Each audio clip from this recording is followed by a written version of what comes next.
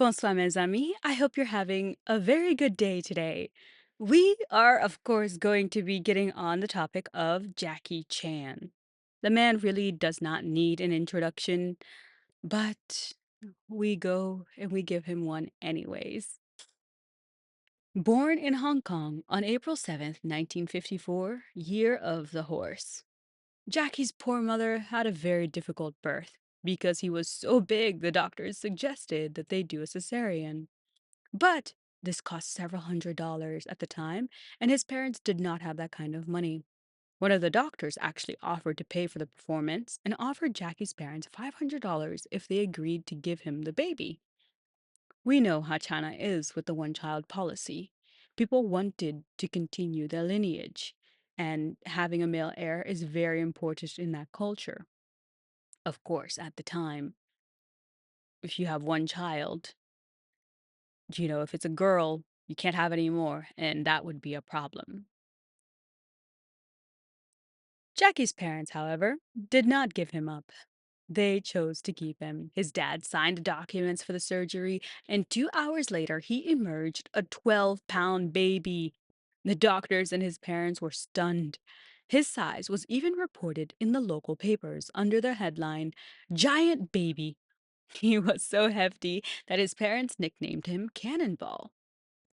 His parents' friends were amazed. They said, "A 12-pound baby? This kid might end up doing something spectacular." They even lent his dad some money to pay off the hospital bill. In 1950s, Jackie's parents fled mainland China for Hong Kong and found work at the French consulate. His father a chef and his mom a maid.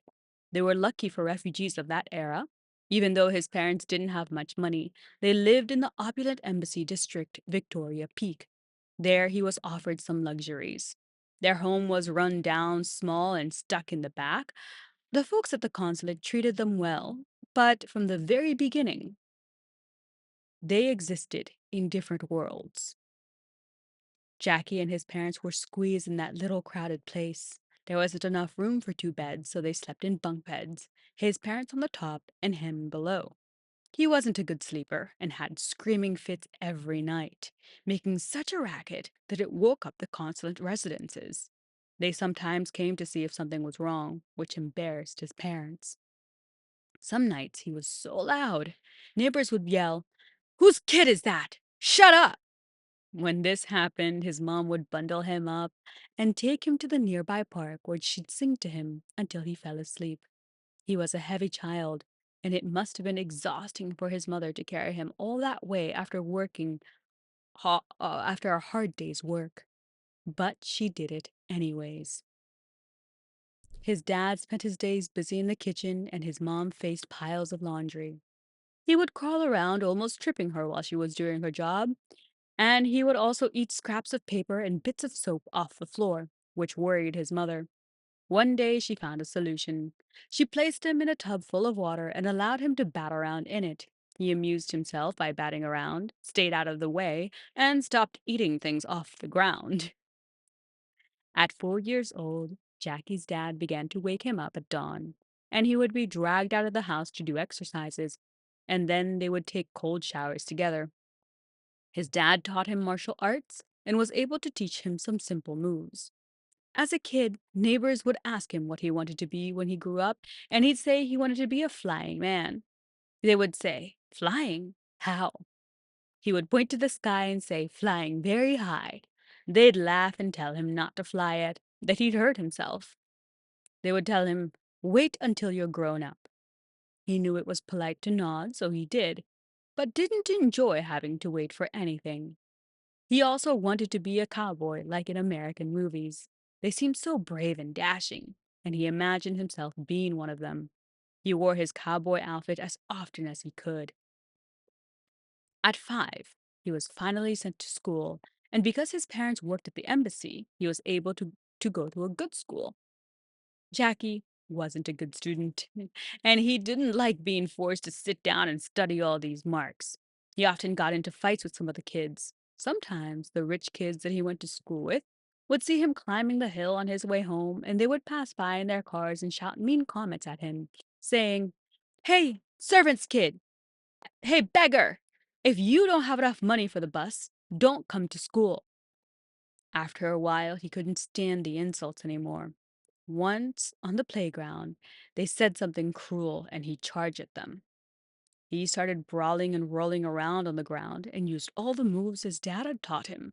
But he had no hope of winning. The kids attacking him were often in a pack. On one occasion, Jackie's dad happened to catch him beating up one of the neighbor's kids.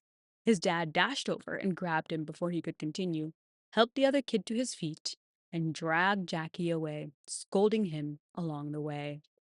As soon as he stepped inside this house, his dad took off his belt and gave him a good lashing and tossed him into the embassy's garbage shed, where he would usually end up when he'd done something wrong. He didn't get it though. He defended himself. Wasn't that the reason his dad taught him martial arts? But his dad told him, I didn't teach you martial arts so you could hurt other people. He pleaded with his dad and says they were bullying him and told him that he had to teach his kids a lesson. His dad glared at him. Without another word, he closed the shed door, locked it, and walked away. Jackie Chan, Jackie sat down on the bags of trash in the garbage shed, and outside, he could hear his mom hurrying over and pleading with his father to let him out. They argued about it for a while, but he wouldn't budge. Then a little later, his mom would come by and say, Cannonball, look up, and and through that gap, at the top of the garbage door, she pushed something through. The wrap package landed on his lap. Before he could get the paper off, he smelled a delicious aroma of an enormous roast meat sandwich, and he thought, I love Mom. He whispered thank you, and she tiptoed away. Jackie Chan has one deep regret in his life, and that is not learning to be more studious at a young age. He didn't like being forced to sit down and do all the schoolwork. He didn't want to go to school. He blew off his homework, misplaced his books, got into fights, and was such a headache that the teachers and administrators said, Don't bring him back.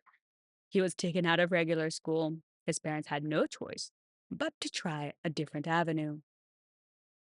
Once he was taken out of that school, his heart was filled with joy. Now he could go back to his carefree life of playing all day. His happiness was short lived, however. The next year, he was enrolled at Master Yu Jim Yun's China Drama Academy. Instead of reading, writing, or math, they learned martial arts, singing, and dancing. Jackie's father got offered an excellent new job as a chef at the American consulate in Australia with a much bigger salary. It was a great opportunity for him, but it meant he'd have to leave Hong Kong and live apart from his family for a while. He wouldn't be around to keep an eye on Jackie, who was already so mischievous. Getting kicked out of elementary school kind of worried his parents about the kind of future he'd have. His dad's friend heard about Master Yu Jim Yun's China Drama Academy. They suggested a tough environment would change his unruly behavior. Plus, he would learn skills such as martial arts that would make him employable one day. Boarding school sounds cruel for a 7-year-old, especially with both of his parents usually eventually moving to Australia. Given the circumstances his parents were in, it was the best option. One morning, his dad announced that instead of their usual morning routine, he was going to take him out to play. He was thrilled. He changed into his cowboy outfit, grabbed his toy gun, and romped outside. All morning, his dad didn't scold him once. When he asked for a sweet bean paste bun, his dad brought it for him right away. It was unthinkable. He arrived at the CDA, and they went inside. He saw the courtyard full of boys and girls in white shirts and black trousers. They were standing in rows, practicing kicks, and looked very impressive. And he thought, this place is cool. After wandering around for a few hours and feeding on the energy and excitement, his dad asked him, How would you feel about going to school here? He replied he was thrilled at the idea.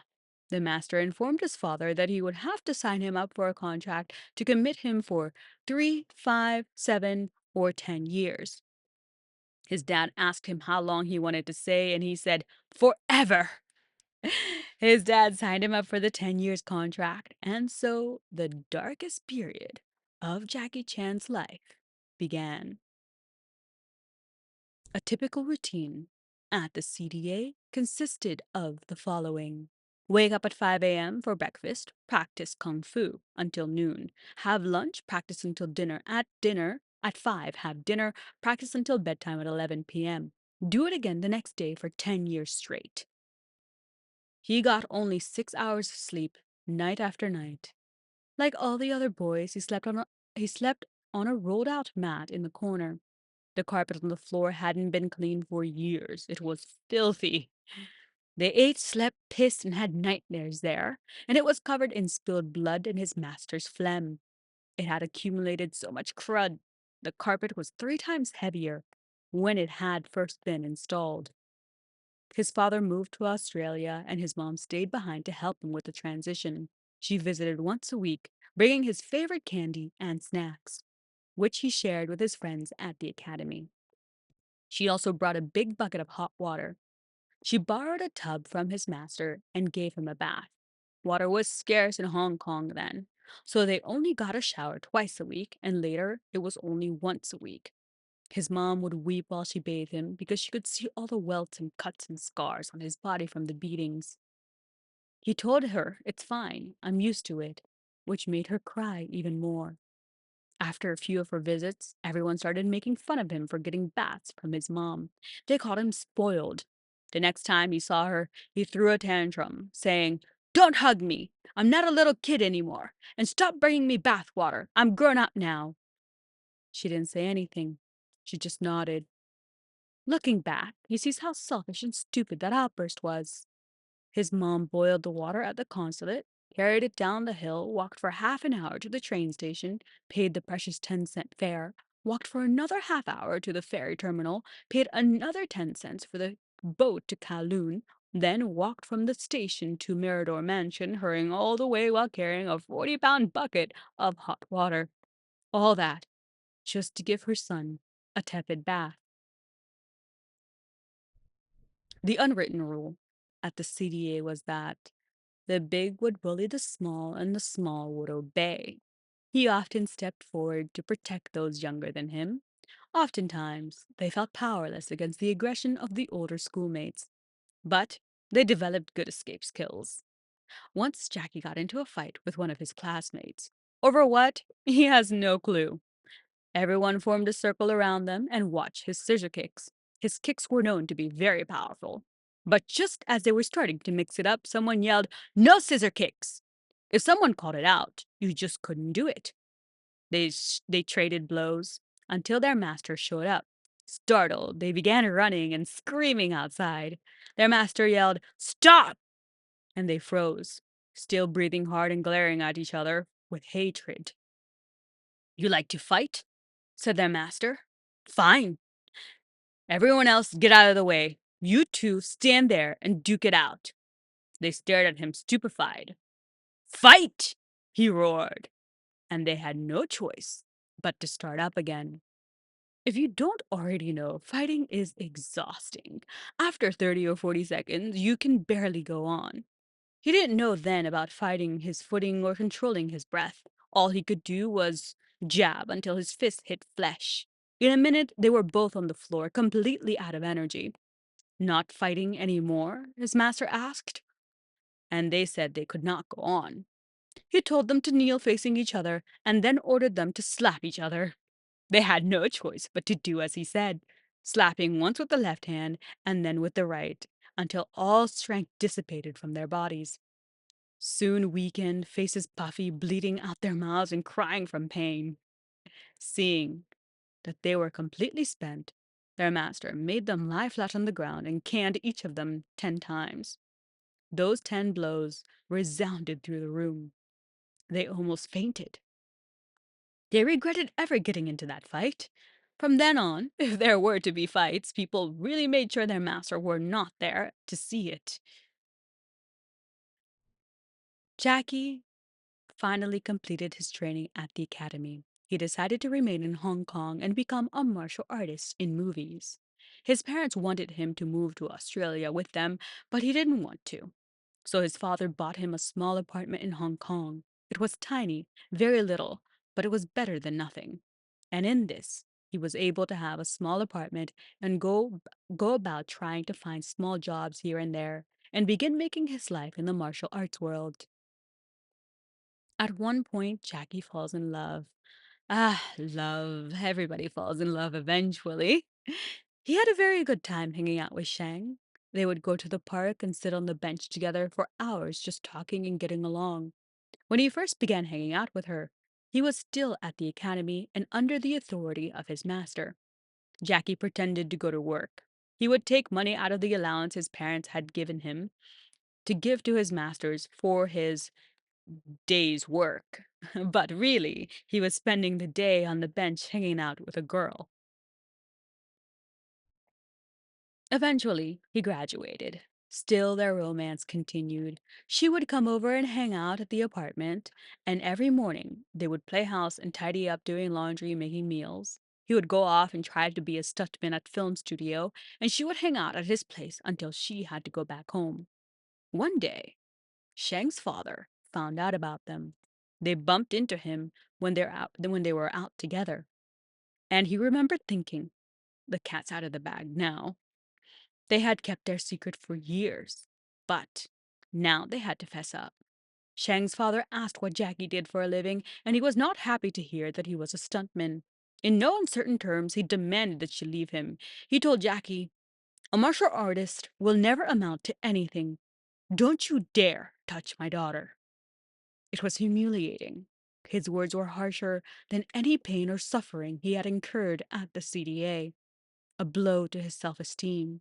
He almost burst into tears right then and there. Life as a stuntman was hard, an uncertain future. His days were a cycle of training, waiting for work. Some days he'd ride the bus to the studio and get ready, makeup, outfit, the whole works, but wind up empty handed anyways.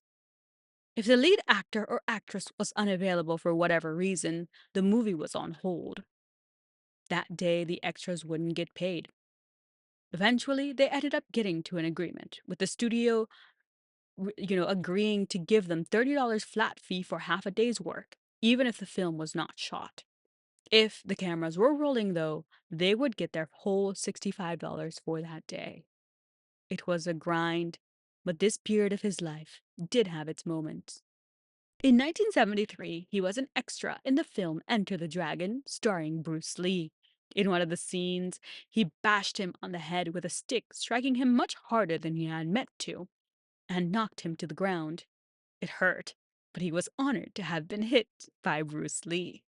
Afterwards, Bruce Lee apologized profusely, but he told him that he was doing a very good job and that he was very brave.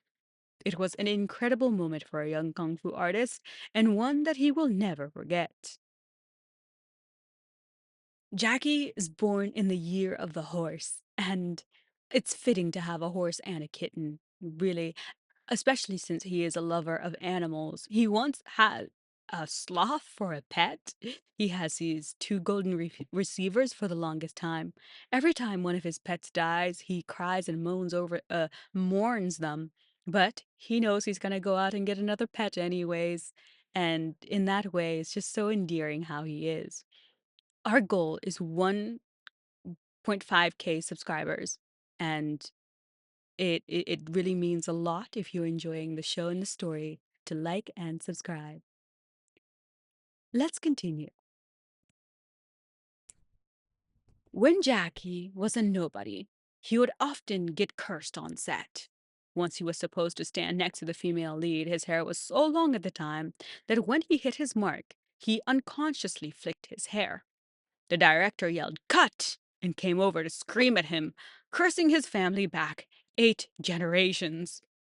He was stunned and ran off in tears. All the other martial artists laughed at him for crying.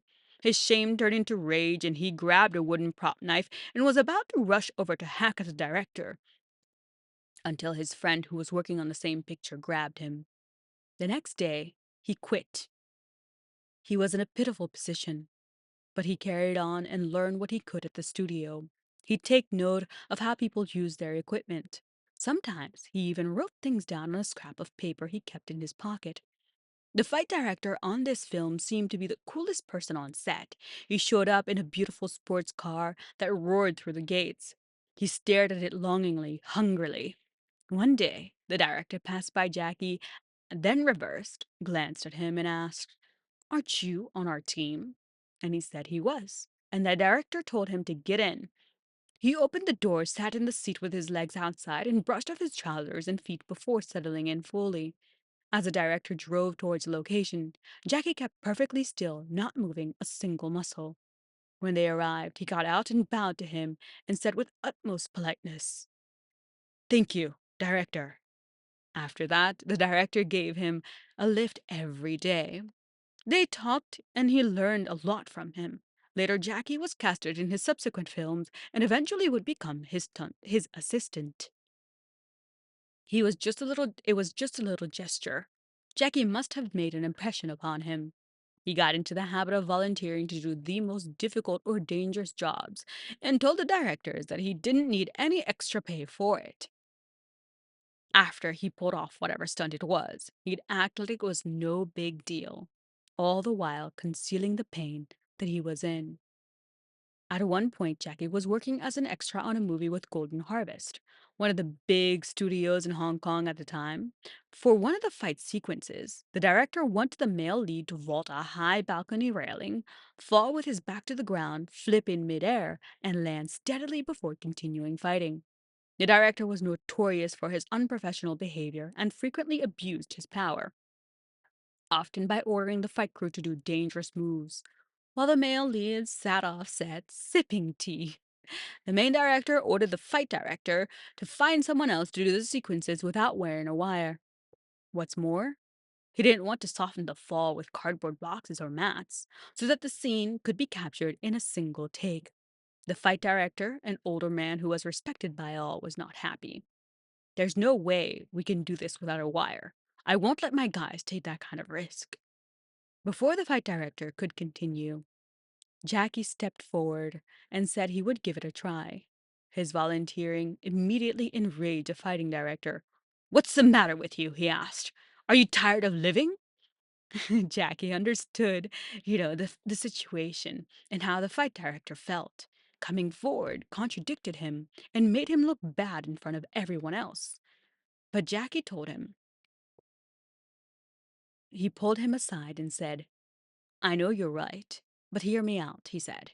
"If I pull it off, it's because you taught me well. If I fail, the director will come off like an idiot. I don't want to be a nobody forever. I need to prove myself. Even if I fail, at least I tried." The makeup artist touched up his face, and the wardrobe person came over with some new clothes. Slowly, he went up to the balcony and looked down at the crowd below. He murmured to himself, "You have to prove you can do this." The director shouted, "Action!" The bad guy on the balcony launched a flying kick at him, and he flipped right over the railing, face first. Flying through the air, his back arched, he spun around to face up and somehow managed to land unsteadily on his feet. He thought, "Yes, success." Everyone was screaming and cheering for him, and he heard his colleagues shouting his name. The fight director ran over and slapped him on the back. "You're amazing! You're going to become a lung-fu martial artist." While joy filled his heart, he had to calm himself down. To everyone's shock, he said he wanted to try it again, and he was determined to stick the landing. And you know what? He did. Thank you for hanging out with me. I hope you've enjoyed the part one story of Jackie Chan, and more will be coming next week.